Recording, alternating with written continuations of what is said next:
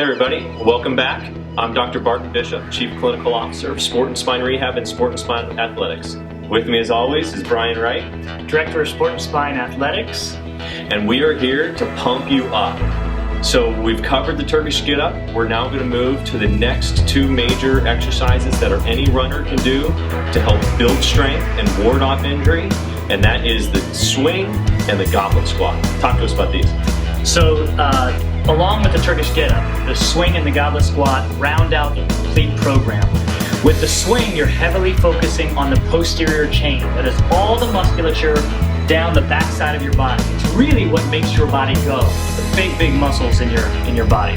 The goblet squat, we're just going to use as a good knee health exercise. We want to try to get a little core tension and some knee flexion. That means bending your knee at a good angle while you have a little load. And what's the key of the bell? Which one should you buy? So you want to find something that looks like a kettlebell, which is a round ball with a handle on top of it.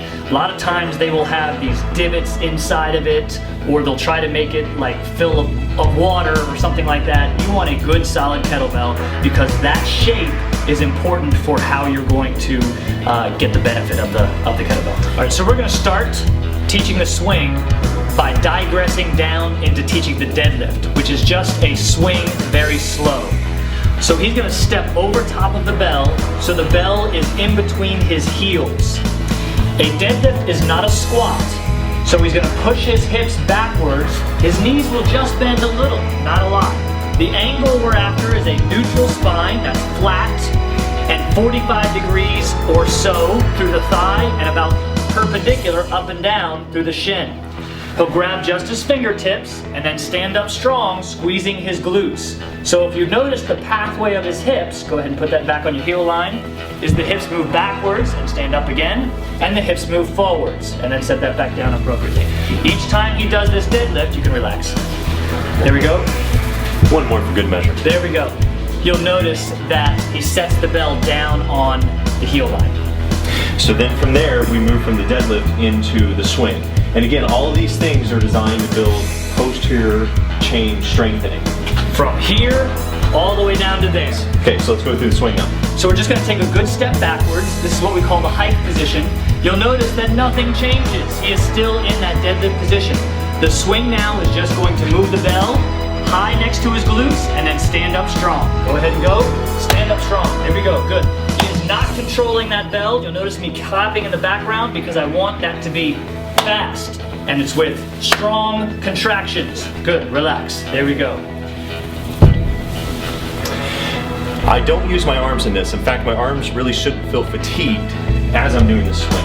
It's all driven by my hips and my legs as I come up into that thrust position.